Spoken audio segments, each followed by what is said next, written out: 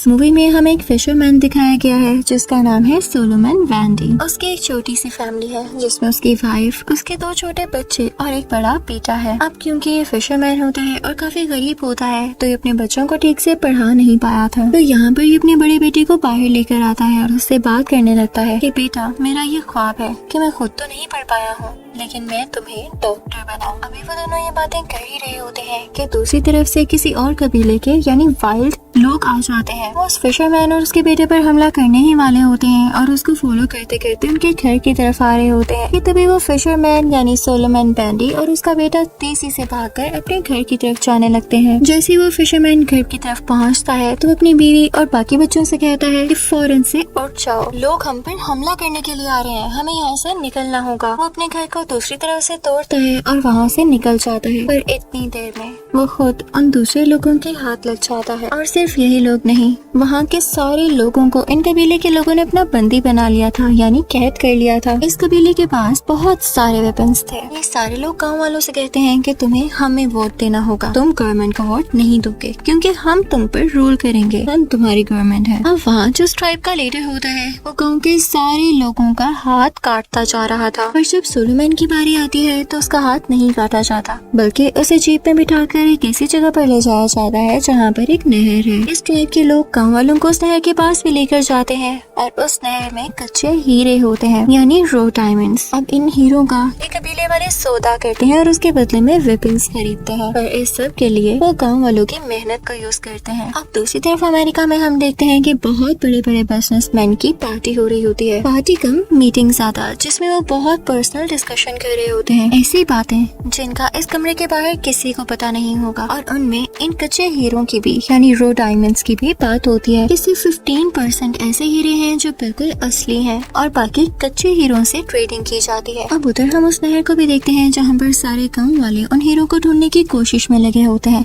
और वहाँ का लीडर उनसे चिल्ला कर कह रहा होता है कि जिसने भी हीरा चुराने की कोशिश की उसे फौरन से मार दिया जाएगा, जो भी हीरा हाथ लगे हम तक पहुँचा दो। अब वहाँ के लोग हीरा ढूंढने में मसरूफ हो जाते हैं। वहाँ सोलोमैन भी होता है और वो भी ये सारी ट्रायल्स कर रहा होता है। तभी हम देखते हैं कि उसके साथ खड़ा हुआ गांव का एक आदमी हीरा ढूंढ लेता है, पर उसे उस लीडर को देने की बजाय वो अपने मुंह में छुपा लेता है। पर अनफॉर्चुनेटली ये चीज लीडर देख लेता है और उसे अपने पास बुलाकर हीरा मांगता है। जो वो वर्कर उसे हीरा दे देता है तो वो उसे गोली मार देता है इस सजा में कि उसने हीरा छुपाया। अब ये देखकर वहाँ पर सारे वर्कर्स डरने लग जाते हैं और फौरन से काम करना शुरू कर देते हैं। अच्छा, ट्राइब के इस ग्रुप ने अपनी पहचान और अपीयरेंस कुछ इस तरीके से बनाई हुई थी कि लोग हमें वाइल्ड समझे या ये समझे कि इन्हें तो दुनिया की किसी चीज का पता ही नहीं है, लेकिन असल में वो बहुत चालाक लोग थे। उनकी पूरी की पूरी फौज थी जो हीरों को स्मगल करके वेपन्स लेती और अपनी आर्मी को और ज्यादा स्ट्रॉन्ग करती थी। तभी हम देखते हैं कि वहाँ पर एक हेलीकॉप्टर आता है। उस हेलीकॉप्टर में से एक आदमी उतरता है जिसका नाम डैनी आर्चर है। उसे देखते ही वहाँ के सारे लोग उस हेलीकॉप्टर पर गन पॉइंट करने लगते हैं, जिसकी वजह से वहाँ का हेलीकॉप्टर और उसका पायलट वहाँ से भाग जाते हैं। अब डैनी आर्चर अंदर आता है और कैप्टन जीरो के बारे में पूछने लग जाता है। डैनी एक स्मगलर होता है जो यहाँ से डायमंड्स ले जाकर इनको वेपन्स की सप्लाई देता है। अब उसके बाद डैनी कैप्टन जीरो से मिलता है और उससे हीरे ले लेता है। इसके बदले में कैप्टन जीरो से कहता है कि याद है ना जो गन्स और वेपन्स मैंने आपको कहे हैं वो आपने मुझे लाकर देने हैं। तो डैनी कहता है हाँ क्यों नहीं यार, मैं तुम्हें जल्द ला कर दूंगा। अब डैनी यहाँ पर खुद को काफी प्रोफेशनल स्मगलर समझता था और अब वो यहाँ से निकलने के लिए कुछ बकरियों को यूज करता है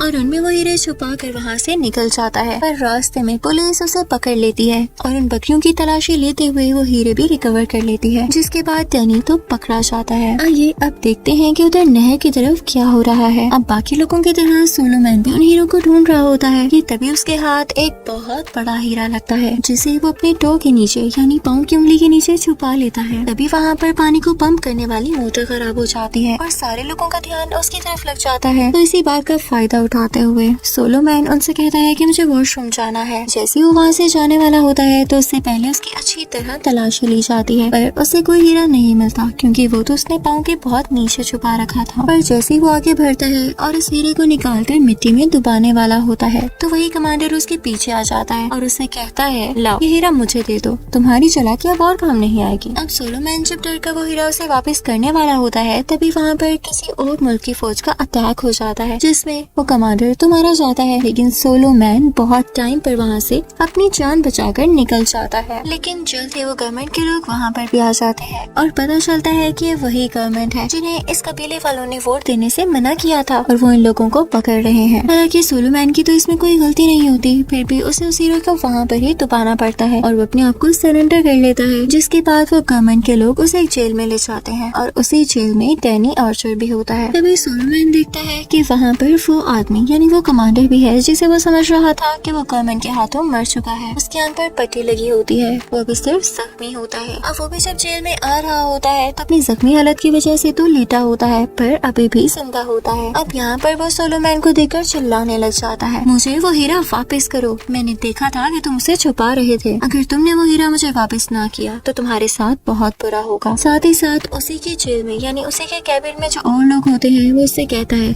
कि अगर तुमने इस लड़के से मुझे वो हीरा ले दिया तो मैं तुम सबको बहुत पैसे दूंगा। अब ये सुनकर सोलोमैन गुस्से में आ जाता है और अपने कपड़े उतार कर कहता है कि देख लो, ले लो मेरी तलाशी, कहाँ है हीरा मेरे पास, मुझे तो इन लोगों की कुछ समझ नहीं आती, मुझसे इन लोगों ने मेरी फैमिली छीन ली, मेरे बच्चे दूर कर लिए और अभी भी पता नहीं किस हीरे की बात कर रहे हैं। अब जब ये सारी बातें हो रही होती है तो इन बातों को डैनी भी सुन रहा होता है। अब यहाँ जेल में रहते रहते काफी दिन गुजर जाते हैं। वो वक्त आ जाता है जब डैनी को रिहा किया जा रहा होता है। वो बाहर आकर अपने दोस्त से मिलता है और उसे कहता है कि जेल में एक बहुत ही पुरस्कार सा बंदा है, वो कुछ हीरे की बात कर रहा था, हमें उसे भी जेल से बाहर निकालना होगा ताकि हम उसे उस हीरे के बारे में जान सकें। पर डैनी के पास इतने पैसे नहीं होते कि वो सोलोमैन की बेल कर सके या किसी को कह के करवा सके। तभी हम देखते हैं कि वो अपना एक नकली तान बाहर निकालता है और उसमें से एक हीरा निकालता है और उसको बेचकर सोलोमैन को जेल से आजाद करवा लेता है। उसे सोलोमैन से कोई हमदर्दी नहीं थी, बल्कि वो छोटे से हीरे को बेचकर सोलोमैन को बाहर लाना चाहता था और उसे उस बड़े से हीरे के बारे में पूछना चाहता था जिसकी वो बात कर रहा था। अब उधर जब डैनी का आदमी उसे यानी सोलोमैन को आजाद करवाता है और उसे कहता है कि डैनी से कांटेक्ट कर लेना, तो सोलोमैन ऐसा बिल्कुल नहीं करता, बल्कि किसी और शहर में जाकर चुपके से रहने लग जाता है। वो अपनी पहचान किसी के ऊपर जाहिर नहीं करता और खामोशी से वो सारे काम करता है जो शहर के बाकी लोग करते हैं ताकि किसी को पता न चले कि वो यहाँ का है ही नहीं। अब उधर हम डैनी को देखते हैं जिसे एक आदमी ढूंढ रहा होता है। अब डैनी जब स्मगलिंग किया करता था तो सबसे पहले उसने जिस आदमी के पास ये काम किया था वो एक लीडर और एक कर्नल भी था। अब डैनी की एब्सेंस में उसका भेजा कि आदमी डैनी के घर जाता है और उसके घर की तलाशी लेते हुए चीजों को तोड़ने लग जाता है। पर अब डैनी जब उस आदमी से मिलता है तो उसे बहुत मारता है और उसकी पीठ में पंच मार कर कहता है कि ये उन चीजों के बदले में है जो तुमने मेरे घर आकर तोड़ी है। तब वो आदमी उसे कहता है कि आपको कर्नल ने याद किया है। तब डैनी कर्नल से मिलने के लिए जाता है और पता चलता है कि इसका पार्टनर इन क्राइम था। यहाँ पर डैनी कर्नल को सोलोमैन और उस हीरे के बारे में भी बताने लग जाता है। अब जब डैनी वहाँ से वापस आता है तो देखते हैं कि वहाँ पर तो सोलोमैन है, पर सोलोमैन उसे इग्नोर कर रहा होता है, वो उससे मिलना नहीं चाहता था। उधर हम देखते हैं कि ट्राइब के उन अजीबोगरीब लोगों ने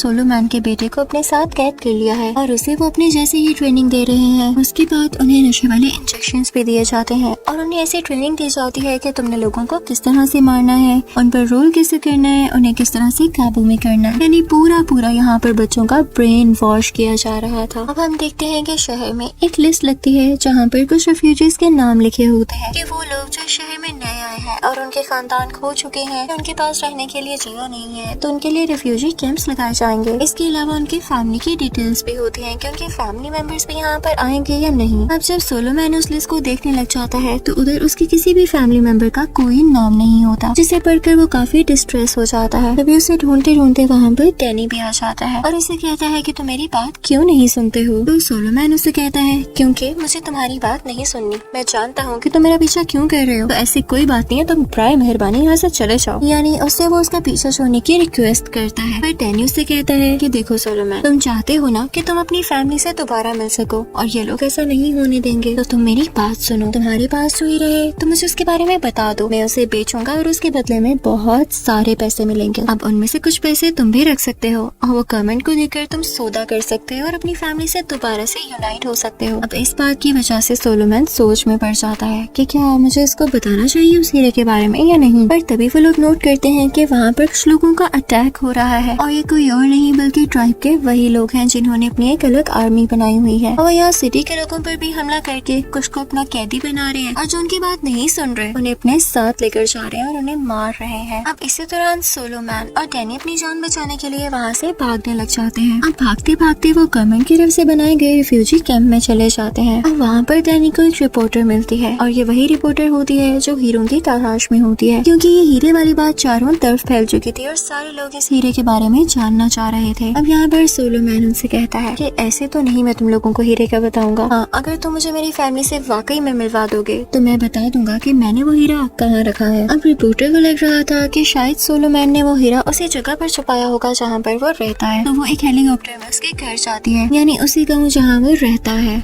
और उसके साथ डैनी भी होता है, सोलोमैन भी होता है। सोलोमैन चुपचाप सिर्फ इसीलिए उनके साथ जा रहा होता है कि शायद वहाँ पर उसे अपने बीवी बच्चे मिल जाए। पर वहाँ जाकर वो देखते हैं कि वहाँ पर ह्यूज रिफ्यूजी कैंप लगा हुआ है और बहुत सारे लोग हैं। जब सोलोमैन थोड़ा आगे जाकर देखता है तो उसे अपनी बीवी नजर आती है, जिसे देखकर वो बहुत इमोशनल हो जाता है और उससे पूछता है कि क्या तुम ठीक हो। वो आगे से रोने लग जाती है और कहती है हाँ मैं ठीक हूँ, मैंने तुम्हें देख लिया है। अब जब सोलोमैन अपने बड़े बेटे के बारे में पूछता है कि वो कहाँ पर है तो आगे से उसकी बीवी रोने लग जाती है और कहती है कि वो लोग उसे उठाकर ले गए। सोलोमैन ये सुनकर उसे भी बहुत दुख होता है और वो अग्रेसिव हो जाता है, यानी गुस्से में आ जाता है। तो वहाँ की सिक्योरिटी उसे वहाँ से निकाल देती है, ये कहते हुए कि आपका रिफ्यूजी कैंप के लोगों में नाम नहीं है तो आप यहाँ से चले जाएं। अब ये तीनों वापस से हेलीकॉप्टर में बैठकर वहाँ से निकल आते हैं। अब यहाँ पर सोलोमैन को जब कोई हल नहीं दिखता तो वो डैनी से कहता है कि मेरे पास एक आइडिया है, मैं तुम्हें उस हीरे का पता बता देता हूँ, लेकिन उसके बाद जो भी पैसे आएंगे उससे तुम मेरे बेटे को उन लोगों से आजाद करवाओगे। यहाँ पर डैनी मान जाता है। अब वो लोग वहाँ जाने के लिए तैयार होने लगते हैं, लेकिन ऐसे ही नहीं वो लोग वहाँ पे जा सकते थे क्योंकि उस ट्राइब आर्मी की आर्मी काफी ज्यादा स्ट्रॉन्ग थी ना, तो वो लोग उनसे बचते बचाते उन रिपोर्टर्स की वैन में चले जाते हैं जहाँ पर बाकी रिपोर्टर्स भी थे। सोलोमैन कैमरा पकड़ लेता है ताकि लगे कि ये भी रिपोर्टर है, लेकिन जैसे ही वो लोग थोड़ा आगे जाते हैं तो वहाँ पर उस ट्राइब आर्मी का दोबारा से अटैक हो जाता है और कई ज्यादा रिपोर्टर्स उसमें मारे जाते हैं, इवन उस गाड़ी का ड्राइवर भी जिसमें सोलोमैन और डैनी थे। तो अब उस गाड़ी को डैनी ड्राइव करने लगता है, लेकिन उनके पीछे अभी भी उस ट्राइब की आर्मी लगी होती है और उन पर मुसलसल अटैक्स कर रही होती है। अब रिपोर्टर, डैनी और सोलोमैन उस कार को आगे बढ़ाते हुए जंगल के अंदर चले जाते हैं और जैसे ही वो इस जगह पे पहुंच जाते हैं कि वो आर्मी उनका पीछे छोड़ दे तो गाड़ी से नीचे उतरकर पैदल चलने लगते हैं। लेकिन तभी उनके सामने कुछ जंगली लोग आ जाते हैं जो उसी जंगल में रह रहे थे। वो उन्हें रोक लेते हैं, लेकिन रिपोर्टर उन्हीं की लैंग्वेज में उनसे बात करने की कोशिश करती है और उन्हें इस बात का यकीन दिलाती है कि हम आपको कोई नुकसान नहीं पहुंचाएंगे, तो आप भी हमें कुछ मत कहिएगा। इसके बाद उन लोगों में दोस्ती हो जाती है। वो लोग आगे बढ़ने लगते हैं, तभी देखते हैं कि कुछ ऐसा सा घर है जहाँ पर किसी बड़े के अलावा सिर्फ एक डॉक्टर है जो छोटे छोटे बच्चों की खिदमत कर रहा है, उनका ख्याल रख रहा है। वो सारे जाकर उन बच्चों को देखने लग जाते हैं, पर उन बच्चों में भी सोलोमैन का बेटा नहीं होता। अब वो डॉक्टर इसकी हामी भर लेता है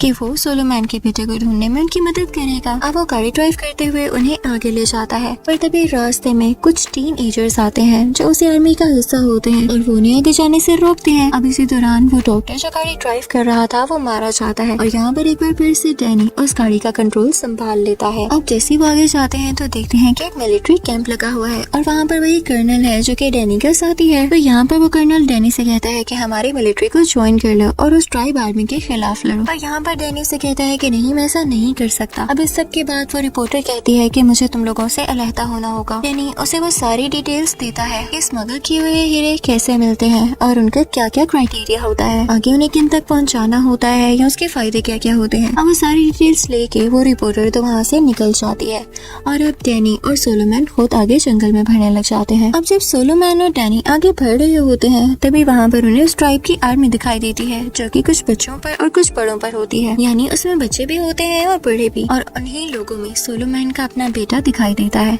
उसे आवाज देता है मेरे बेटे मेरी बात सुनो, मेरी तरफ देखो। पर इससे पहले कि सोलोमैन का बेटा अपने बाप को देख पाता बाकी लोग उन्हें देख लेते हैं और उन पर फायरिंग करने लग जाते हैं और इसी दौरान अब वो दोनों दोबारा से अपनी जान बचाने के लिए वहाँ से भागने लगते हैं। अब क्योंकि जंगल में काफी रात हो रही होती है और ये सही टाइम नहीं होता लोगों को ढूंढने का, क्योंकि जंगल में घने दरख्तों और अंधेरे की वजह से उन्हें ढूंढना काफी इम्पॉसिबल सी बात है। तो वो ट्राइब वाले वहाँ से चले जाते हैं। अब जब सुबह होती है तो डैनी सोलोमैन को बहुत बुरा भला कहता है कि तुम्हारी आवाज देने की वजह से हमारी एक पूरी रात जाया हो गई, वरना हम काफी आगे पहुंच चुके होते। यहाँ पर सोलोमैन उसे कैसे समझाता कि वो अपने बेटे को इस तरह से देख के रह नहीं पाया था, वो खुद को रोक ही नहीं सका। लेकिन यहाँ चलते चलते फिर भी डैनी उसे काफी बुरा भला कहता है और अब इन दोनों में हाथापाई होने लगती है, जिसके बाद सोलोमैन उसे काफी ज्यादा पीटने लगता है। और जब डैनी उसे पीटने वाला होता है तो वो उसे समझाता है कि देखो, तुमने मेरे साथ वाकई गलत किया है। अगर मैंने अपने बेटे को देख लिया था तो तुम ये सोच सकते हो कि मैं खुद को रोक पाता। यहाँ पर डैनी को इस बात का एहसास हो जाता है और वो दोबारा से उससे सुलह कर लेता है। अब चलते चलते वो लोग उसके बहुत करीब पहुँच जाते हैं, जिस नदी में से, जिस नहर में से हीरे निकाले जाते हैं, और उस जगह के भी बहुत करीब जहाँ पर सोलोमैन ने वो हीरा दबाया हुआ था। वो सारा दिन दूरबीन से उन पर नजर रखते हैं और जैसे ही रात होती है तो उस गाँव के अंदर जाने की कोशिश करते हैं। अब यहाँ पर सोलोमैन का अपना बेटा दोबारा से दिखाई देता है। वो उसके पास जाता है और उसे बुलाने की कोशिश करता है, पर ब्रेन वॉश होने की वजह से सोलोमैन का बेटा उसे पहचान ही नहीं पाता। वो उस पर गन पॉइंट कर लेता है और इसी वजह से सारी ट्राइब के लोग अट्रैक्ट होकर उनकी तरफ आते हैं और अब वो लोग सोलोमैन को अपना बंदी बना लेते हैं। अब सोलोमैन जब उनका कैदी बन जाता है तो वो सारे लोग उसे उसी कमांडर के पास लेकर जाते हैं जो सोलोमैन की वजह से जख्मी हुआ था और वो इस बात का विटनेस था कि सोलोमैन ने हीरा दबाया है। अब यहाँ पर वो कमांडर सोलोमैन के बेटे को सामने करता है और उसे गन पॉइंट पे रख के कहता है कि सोलोमैन देखो, अगर तुमने मुझे उस हीरे के बारे में ना बताया तो मैं तुम्हारे बेटे को यहीं पर मार दूंगा। अब यहाँ पर सोलोमैन सोच में पड़ जाता है कि उसे क्या करना चाहिए। अब ये सारी चीजें दूर खड़ा डैनी भी देख रहा होता है, तो वो अपने मिलिट्री फ्रेंड से कांटेक्ट करता है और उनसे कहता है कि यहाँ पर आर्मी भेजी जाए या तो इस जगह पर अटैक किया जाए। अब कुछ ही देर में मिलिट्री के लोग आ जाते हैं और वहाँ पर अटैक हो जाता है। डैनी भी फौरन वहाँ पर आ जाता है और सबसे पहले सोलोमैन के बेटे को वहाँ से बाहर निकालता है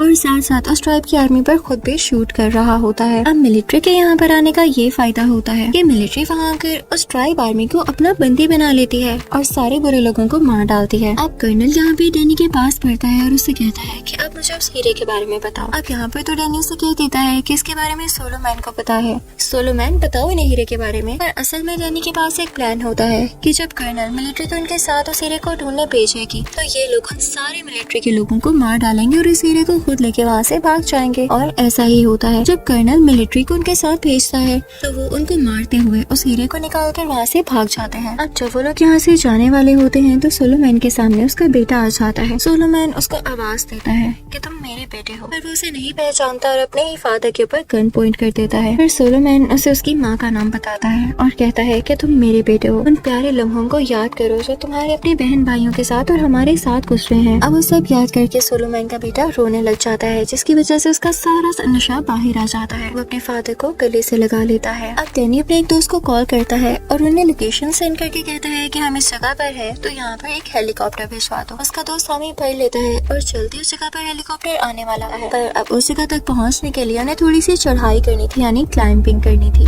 पर वो सारे अटैक्स में डैनी का काफी खून बह गया था क्योंकि उसे गोली लग चुकी थी और अब वो ज्यादा चल तो क्या चढ़ ही नहीं सकता था। यहाँ पर जब सोलोमैन उसे देखता है कि हमारे साथ नहीं आ सकता तो वो उसे कहता है कि मैं तुम्हें अपने कंधे पर बिठा कर लेकर जाऊंगा। पर जैसे ही लोग थोड़ा आगे पहुँचते हैं तो डैनी का काफी ज्यादा खून बह जाता है और वो काफी वीक फील करने लगता है। तो सोलोमैन से कहता है कि अब मैं आगे सफर नहीं कर सकूंगा, तुम्हें अकेले ही जाना होगा। और उसे दूर भेजने से पहले वो अपने हाथ में हीरा निकालता है और सोलोमैन को थमाते हुए कहता है कि ये लो, ये है तुम्हारे बेटे का फ्यूचर। तुम उसे डॉक्टर बनाना चाहते थे ना, तुमने मुझे बताया था। ये लो, अब इसकी जरूरत तुम्हें है, मुझे नहीं। जल्दी हेलीकॉप्टर भी आ जाएगा और उसमें बैठ के तुम लोग यहाँ से फौरन से निकल जाना। अब जैसे ही सोलोमैन और उसका बेटा उस हेलीकॉप्टर की तरफ जा रहे होते हैं तो वहाँ पर डैनी के पास उस ट्राइब की आर्मी के कुछ लोग आते हैं और मिलिट्री के भी, लेकिन डैनी उनको शूट करके मारने लग जाता है। अब दूसरी तरफ सोलोमैन और उसका बेटा हेलीकॉप्टर में बैठते हुए वहाँ से निकल जाते हैं। अब उधर डैनी उस रिपोर्टर को कॉल करता है और कहता है कि सोलोमैन और उसका बेटा हेलीकॉप्टर पर शहर के लिए निकल पड़े हैं।